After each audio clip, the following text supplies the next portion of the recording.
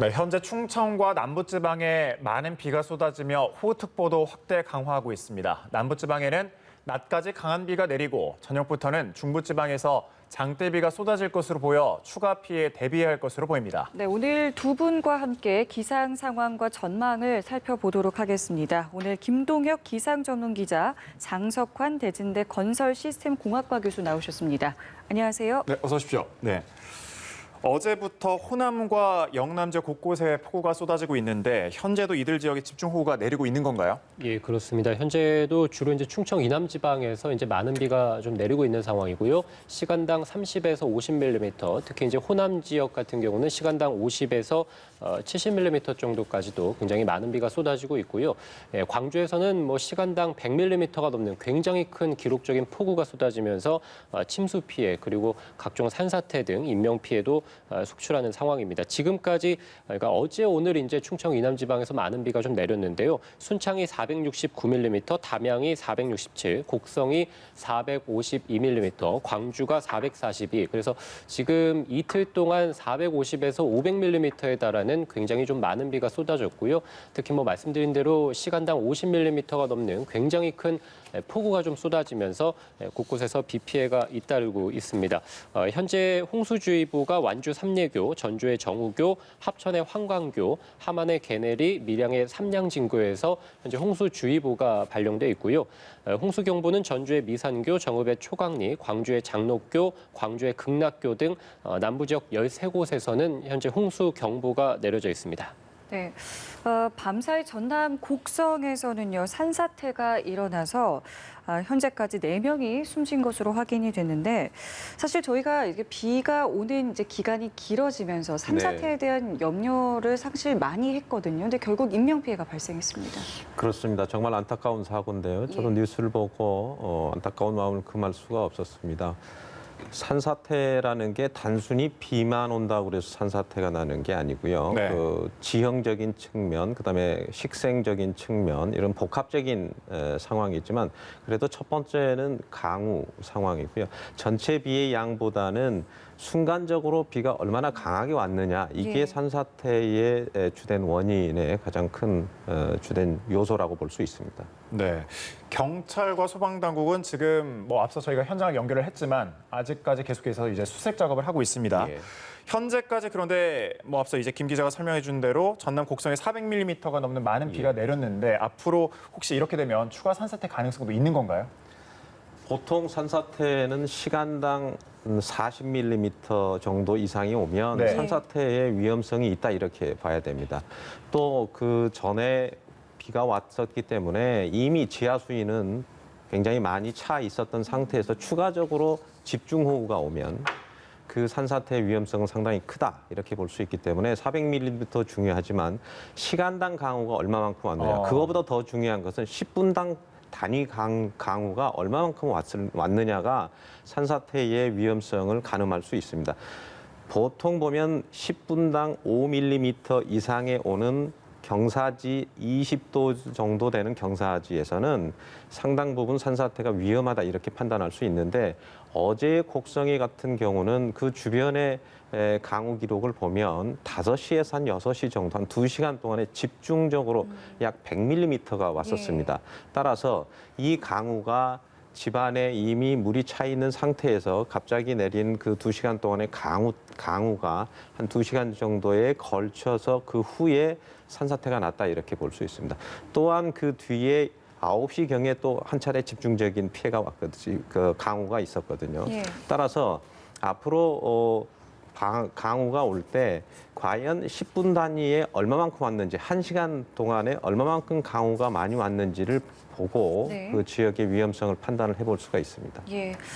자, 그렇다면요. 남부지방에 내리고 있는 비는 언제쯤 그치게 되는 건지 또 중부지방에도 예보가 있던데요. 이 부분도 좀 설명을 해주시죠. 예, 일단 뭐 지금 내리고 있는 그 충청 이남 지방의 비는 앞으로 이제 오늘 낮까지, 그러니까 오후 한 3시 무렵 정도까지는 계속 집중호우가 내릴 것으로 보이고요.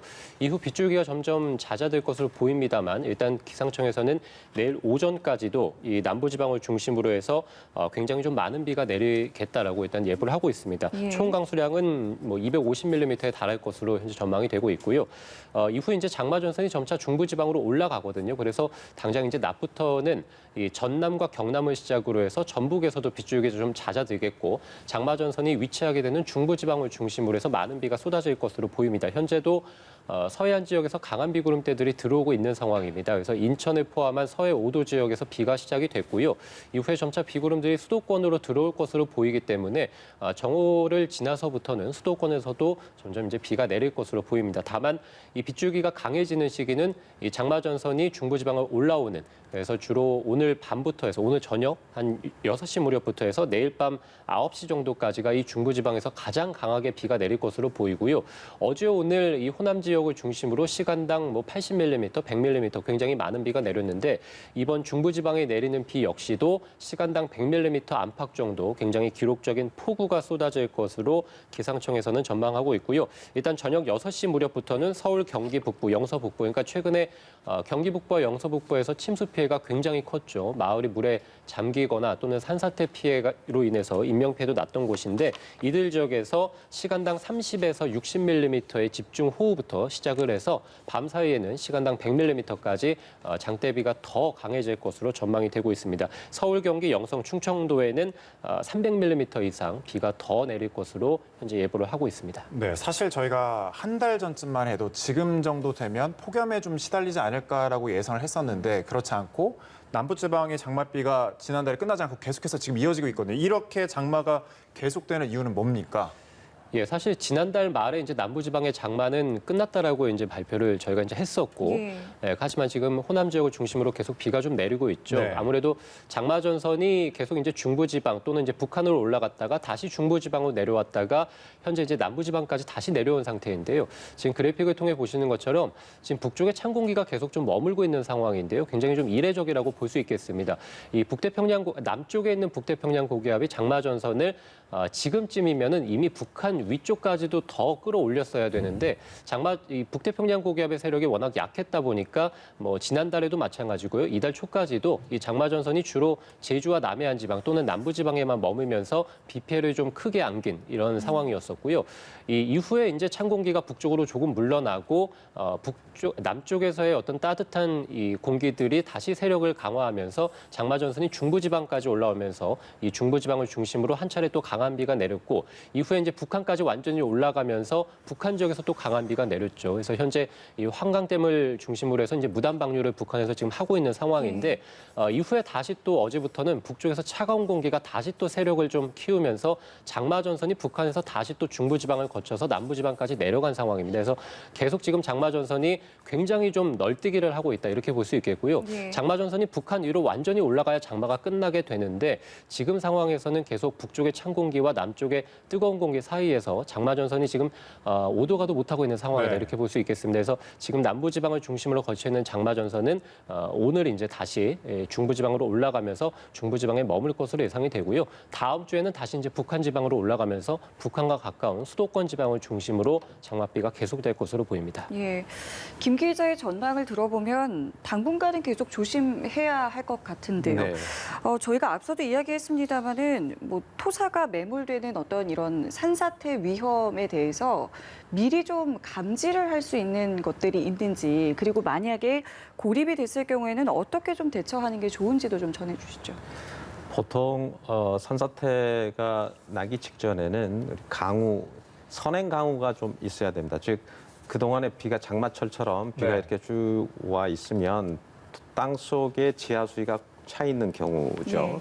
그런 다음에 집중호우가 왔을 때 보통 시간당 40mm, 10분 단위로 한 5mm 이상이면 산사태 위험이 있다, 개연성이 있다 이렇게 보시고요. 두 번째는 그 중에서도 우리가 산의 지형을 보면 이렇게 물이 모이는 지형, 일종의 부채꼴 모양 형태의 그런 것도 물이 이렇게 모이지 않겠습니까? 네.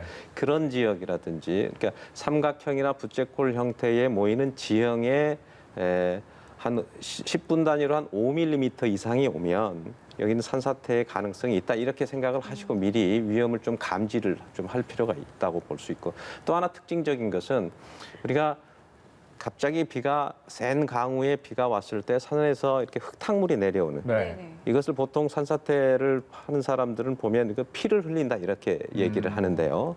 산에서 피를 흘린다. 즉 흙탕물과 함께 계곡으로 해서 물이 모이는 지역으로 물이 흘러내려오면은 그것은 산사태 전조 증상이다 이렇게 볼 수 있습니다. 따라서 장마철에 시간당 강우, 특히 10분 강우가 5mm, 10mm 정도가 오기 시작하면 그때부터는 굉장히 예의주시해야 되고 미리 좀 준비를 할 필요가 있고요. 산사태는 우리가 토성류라고 하는데 즉 물과 흙과 돌이 한꺼번에 내려오는 그런 현상이 나타나기 때문에 이 토성류는 양도 중요하지만 어떤 방향으로 흘러가느냐 이게 굉장히 중요하기 때문에 산사태에 있어서 고립이 된다든지 위험지구에 있는 경우는 그 방향을 피해서 대피를 하고 그런 부분들을 미리 좀 준비를 해야 될 필요가 있다고 봅니다. 네. 또 앞서서 의암댐에서는 경찰선 구조 작업에 투입된 선박 세척이 전복돼서 예. 1명이 사망하고 5명이 실종됐다는 소식도 전해드렸었는데 계속해서 지금 수색 작업이 이어지고 있습니다. 그런데 문제는 이곳에 유속이 새서 수색 작업이 좀 쉽지 않아 보이는데 어떻습니까? 보통 이제 댐에서 방류를 할 경우에는 수문을 열면 어제 같은 경우 그 당시에 수문 방류량이 한 10,000톤 정도 됩니다. 그 정도 되면은 유속을 제가 계산을 해보니까 8m에서 10m 초속 그 정도 네. 나오기 때문에 10m 정도의 초속이면은 엄청난 유속이거든요. 예. 보통 홍수 때에 큰 물이 내려올 때 3m에서 4m 유속 정도 그냥 되는데요. 흐르는 물이요? 네. 홍수 때 흐르는 물 3m per second, 즉 초속 3m 정도면 사람이나 동물이 건너갈 수가 없습니다. 물을 따라서. 그런데 그것의 서너 배 이상의 유속이 되기 때문에 조그마한 배는 정말로 그대로 빨려 나갈 수밖에 없는 그런 상황이거든요.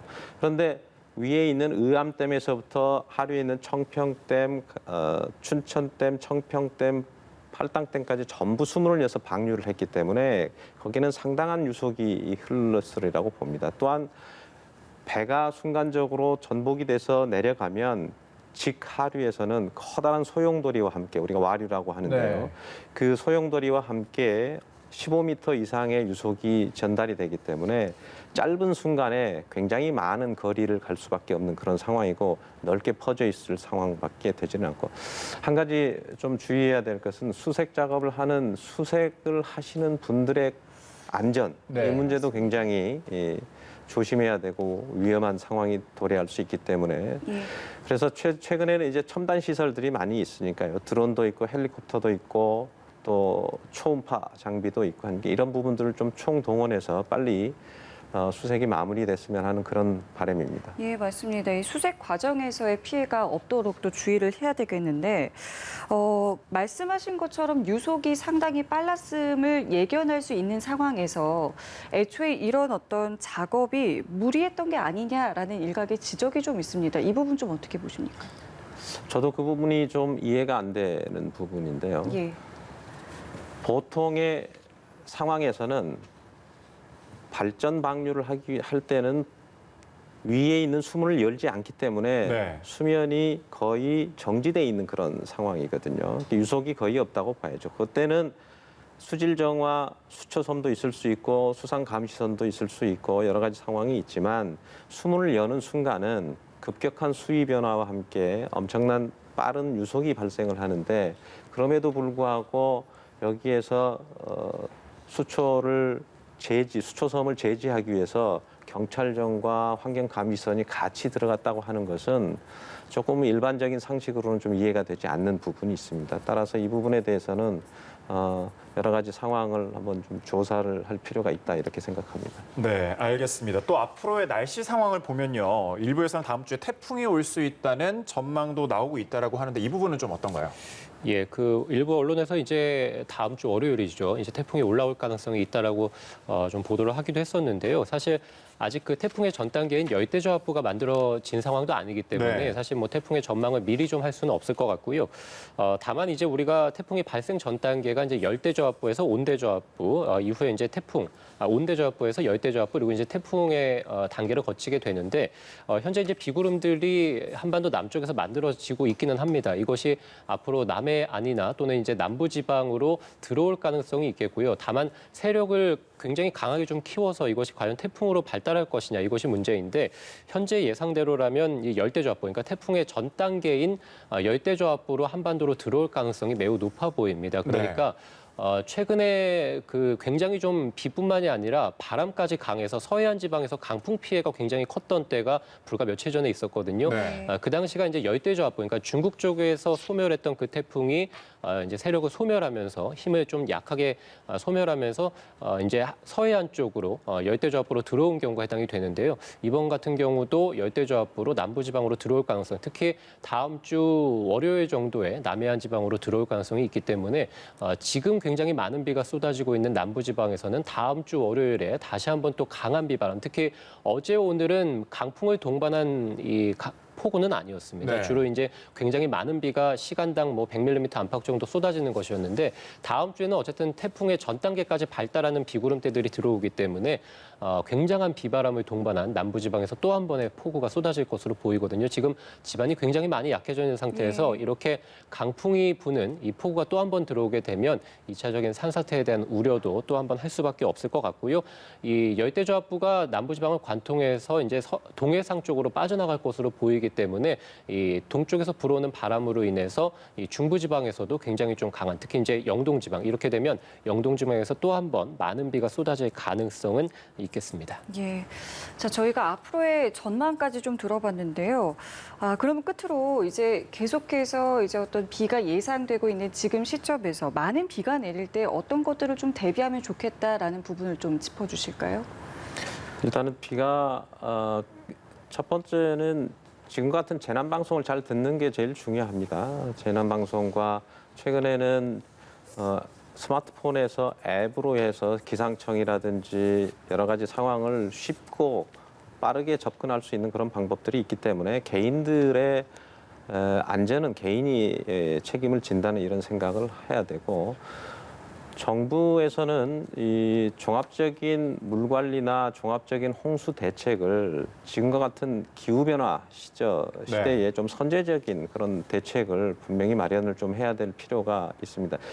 이번에 장마가 굉장히 길고 이례적이긴 하지만 그 양이나 그 전체적인 홍수량에 비해서는 피해가 상당히 좀 큰 편이라고 볼 수 있거든요. 따라서 그런 재난에 대한 그런 선제적인 시스템과 그런 부분을 다시 한번 좀 점검하는 그런 계기가 됐으면 좋겠습니다. 네, 알겠습니다. 기상 상황과 앞으로의 전망까지 함께 짚어봤습니다. 김동혁 기상 전문 기자, 장석환 대진대 건설시스템공학과 교수와 함께했습니다. 말씀 고맙습니다.